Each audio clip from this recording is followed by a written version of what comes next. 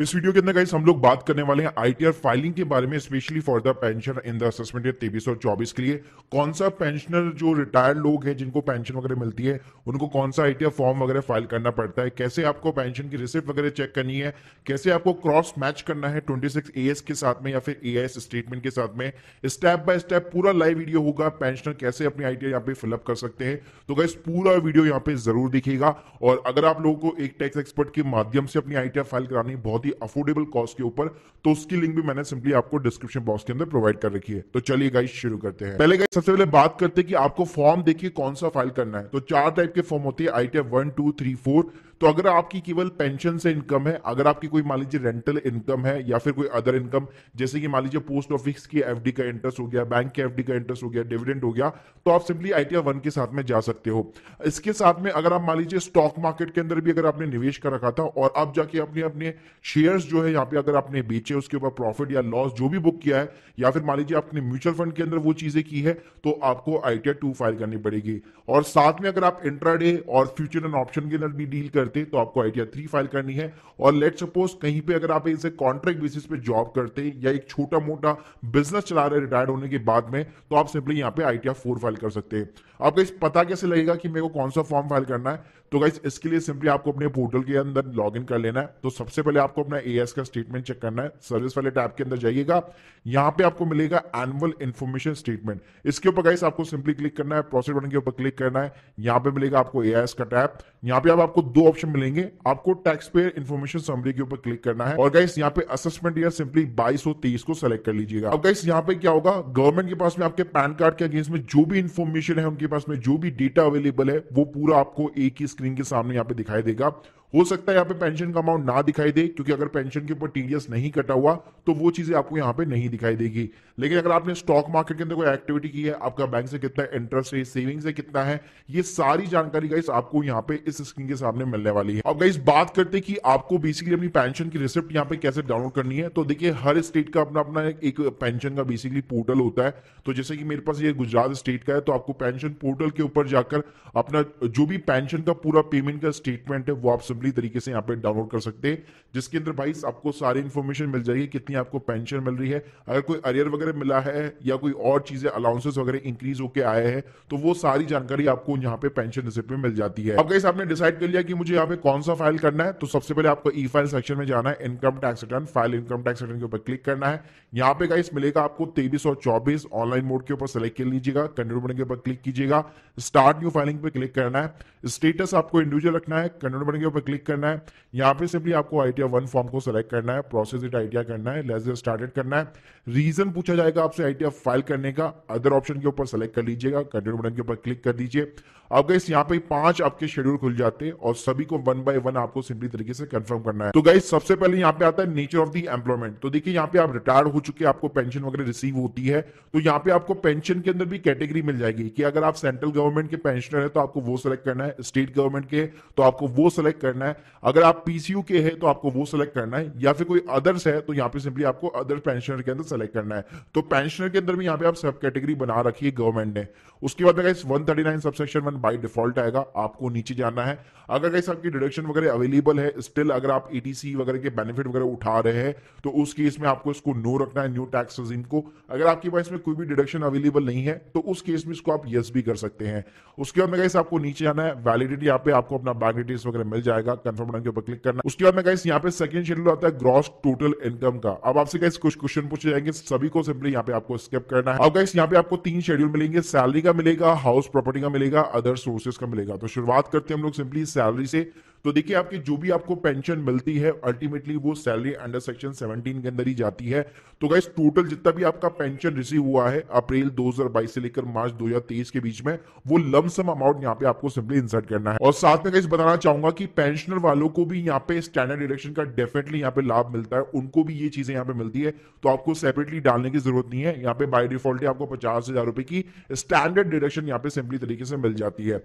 इसके बाद में गाइस लेट सपोज कोई पहली बार जैसे कि रिटायर रिटायर्ड हुआ है, उसको ग्रेजुटी वगैरह रिसीव हुई है, कोई और अदर अलाउंसेस है जो कि एग्जाम्प्ट है इनकम टैक्स के अंदर, तो यहाँ पे आप देख सकते हैं अंडर सेक्शन 10 आपको ये अलाउंसेस वगैरह मिल जाएंगे।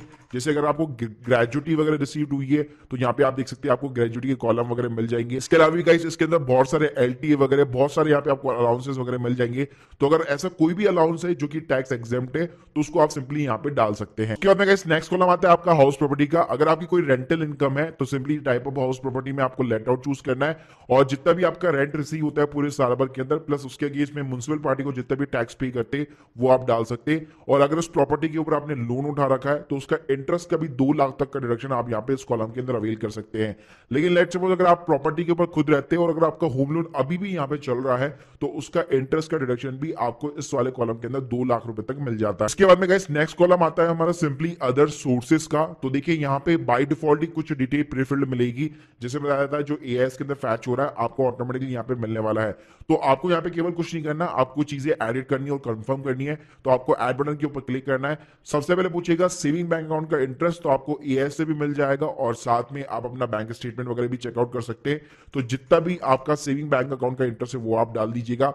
उसके बाद में पोस्ट ऑफिस की एफडी का इंटरेस्ट, बैंक की एफडी का इंटरेस्ट, जहां पे भी आपने एफडी करा रखी है उसका इंटरेस्ट, तो पूरा इंटरेस्ट आप यहाँ पे डाल सकते हैं। उसके बाद में गाइस अगर आपको लास्ट ईयर कोई इनकम टैक्स का रिफंड रिसीव हुआ था उसके ऊपर कोई इंटरेस्ट था तो ये बाय डिफॉल्ट ले लेगा। फिर नीचे जो है पीएफ के जो प्रोविडेंट फंड का जो इंटरेस्ट जो कि टैक्सेबल होता है उसके कॉलम यहाँ पे ऐड किए गए हैं आईटीआर 1 के अंदर, तो ये अगर आपके ऊपर एप्लीकेबल है तो आप इंसर्ट कर सकते हैं।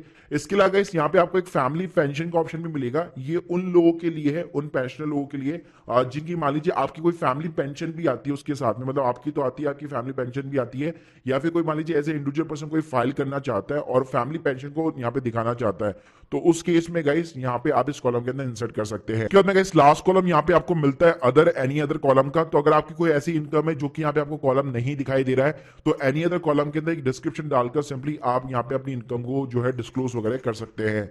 इसके साथ में गाइस नीचे जाएंगे तो यहाँ पे आपको डिविडेंड इनकम का कॉलम मिल जाएगा। तो यहाँ पे आपको क्वार्टरली वाइज डिविडेंड वगैरह डालना है, अगर नहीं मिलता तो आप स्किप कर सकते हैं। इसके बाद में गाइस यहाँ पे आपको एक एग्जाम्प्ट इनकम का भी कॉलम यहाँ पे दिखाई देगा। तो अगर लेट सपोज अगर आपको कोई ऐसी चीजें यहाँ पे रिसीव हुई है जो कि बेसिकली एग्जाम्प्ट है, या मान लीजिए आपकी कोई बहुत एलआईसी चल रही थी आपकी और यहाँ पे अब जाके जो है बेसिकली मैच्योर हो चुकी है, काफी टाइम हो चुका है, तो इन चीजों यहाँ पे आपको कॉलम्स मिल जाएंगे उन चीजों के सबके। तो यहाँ पे आप सिंपली अपनी जो भी एग्जाम्प्ट इनकम होती है ना उसको यहाँ पे आप सिंपली इंसर्ट करवा सकते हैं। उसके बाद में गाइस कुछ नहीं करना, आपको सिंपली कंफर्म बटन के ऊपर क्लिक करना है। उसके बाद में गाइस नेक्स्ट कॉलम डिडक्शंस का आता है।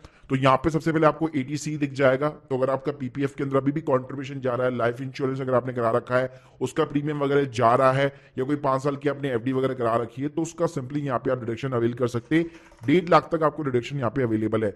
इसके बाद में गाइस मोस्ट पॉपुलर एडीडी का यहाँ पे आपको सिंपली तरीके से कॉलम वगैरह मिल जाएगा, तो इसके ऊपर आप यस कर सकते हैं और इसके अंदर अपना हेल्थ इंश्योरेंस का जो प्रीमियम है वो आप यहाँ पे डाल सकते हैं। इसके अलावा गाइस यहाँ पे आपके ऊपर अगर आप सीनियर सिटीजन हो चुके हैं तो 80TTB आपके ऊपर एप्लीकेबल होगा और उसमें आपको 50,000 रुपए तक का डिडक्शन अवेलेबल है। लेकिन ध्यान रखिएगा अगर आप सीनियर सिटीजन नहीं है और रिटायर ऑलरेडी हो चुके हैं उसके बावजूद भी, तो उस केस में 80TTE के अंदर आपको केवल जो सेविंग बैंक अकाउंट का इंटरेस्ट होगा उसी के ऊपर केवल आपको 10,000 रुपए तक का डिडक्शन मिलेगा। तो गाइस यहाँ पे आप देख सकते हैं, यहाँ पे जैसे हम लोगों ने 80D का यहाँ पे ऑप्शन चूज किया था, तो यहाँ पे मैं ऐड बटन के ऊपर क्लिक करूंगा। ये पहले पूछेगा आपकी फैमिली में कोई सीनियर सिटीजन है या नहीं है, तो आपको यस नो के अंदर जवाब देना है, प्लस आपका खुद का कितना प्रीमियम वगैरह आता है वो आप यहाँ पे डाल सकते हैं। गाइस यहाँ पे आप 25,000 रुपए तक इजीली अपना प्रीमियम जो है बेसिकली क्लेम कर सकते हैं। फिर ऐड बटन के ऊपर आपको क्लिक करना है। यहाँ पे वैसे आपके पेरेंट्स के बारे में पूछेगा, तो अगर आप अभी भी स्टिल अगर आप अपने पेरेंट्स वगैरह का इंश्योरेंस वगैरह कराते हैं जो कि ऑलमोस्ट पॉसिबल नहीं है, तो बेसिकली आप यहाँ पे डाल सकते हैं, वरना सिंपली इसको आप ऐड करा सकते हैं। उसके बाद में गाइस जैसे मैं बताया था इंटरेस्ट का डिडक्शन, तो यहाँ पे एडीटीटीए आपका अनेबल हो जाएगा। अगर सीनियर सिटीजन होंगे तो ये साइड वाला कॉलम अनेबल हो जाएगा, तो इसके अंदर आपको 10,000 रुपए की डिडक्शन लेनी है और जो एडीटीटीबी है उसके अंदर आपको 50,000 की डिडक्शन वगैरह मिल जाती है। ये सारी चीजें करने के बाद में यहाँ पे लास्ट कॉलम आता है आपका टैक्स पेड का। तो आपका जो भी टीडीएस कटा होगा, नॉर्मली आपका बैंक का अगर इंटरेस्ट है तो बैंक ने काटा होगा एफडी के ऊपर, तो ये इंटरेस्ट की सारी डिटेल्स यहाँ पे आपको स्क्रीन के सामने दिख जाने वाली है। तो सिंपली आपको सभी को यहाँ पे कंफर्म करना है। उसके बाद में गाइस यहाँ पे आती है लास्ट में टोटल टैक्स लायबिलिटी। अगर आपकी ऑब्वियसली बात है इनकम अगर 5 लाख से नीचे है तो भाई आपका कोई भी टैक्स वगैरह नहीं बनेगा और 87A के अंदर आपको सिंपली तरीके से रिबेट वगैरह मिल जाती है।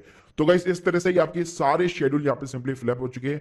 प्रोसीड बटन के ऊपर क्लिक करना है। अगर कोई भी टीडीएस का रिफंड होगा तो आपको स्क्रीन के सामने दिखाई देगा, आपको सिंपली प्रीव्यू रिटर्न के ऊपर क्लिक करना है। यहाँ पे पूरा ऑफिशियल फॉर्मेट आ जाएगा, इसको आप सिंपली यहाँ पे डाउनलोड डाउनलोड वगैरह कर सकते हैं। और गाइस आपको प्रोसीड टू वैलिडेशन बटन के ऊपर क्लिक करना है। अगर कोई भी गलती होगी, कोई भी मिस्टेक होगी, आपको स्क्रीन के सामने दिखाई देगी और प्रोसीड टू वेरिफिकेशन बटन के ऊपर क्लिक करके अपना एक आधार ओटीपी डालकर आप अपनी सिंपली यहाँ पे रिटर्न जो है वेरीफाई करवा सकते हैं। इसके अलावा गाइस अगर आप ITR 2 कैसे फाइल होती है, 3 कैसे फाइल होती है, अगर वो आप जानना चाहते हैं तो हम लोगों ने पूरी एक प्लेलिस्ट भी यहाँ पे रेडी कर रखी है आप लोगों के लिए, तो उसकी लिंक भी मैं आपको सिंपली तरीके से डिस्क्रिप्शन बॉक्स में दे दूंगा। तो गाइस इस तरह से आप स्टेप बाय स्टेप इजीली तरीके से ITR वगैरह अपनी फाइल कर सकते हैं। और गाइस अगर आप लोगों को एक एक्सपर्ट की यहाँ पे रिक्वायरमेंट्स वगैरह है तो मैं आपको वेबसाइट का लिंक जो है, हमारी वेबसाइट का लिंक आपको डिस्क्रिप्शन बॉक्स में दे दूंगा, वहां से आप हमारी ITR फाइलिंग की सर्विस यहाँ पे बुक करा सकते हैं। बाकी अगर आप लोग की कोई भी डाउट्स है कमेंट बॉक्स में यहाँ पे जरूर बताइए।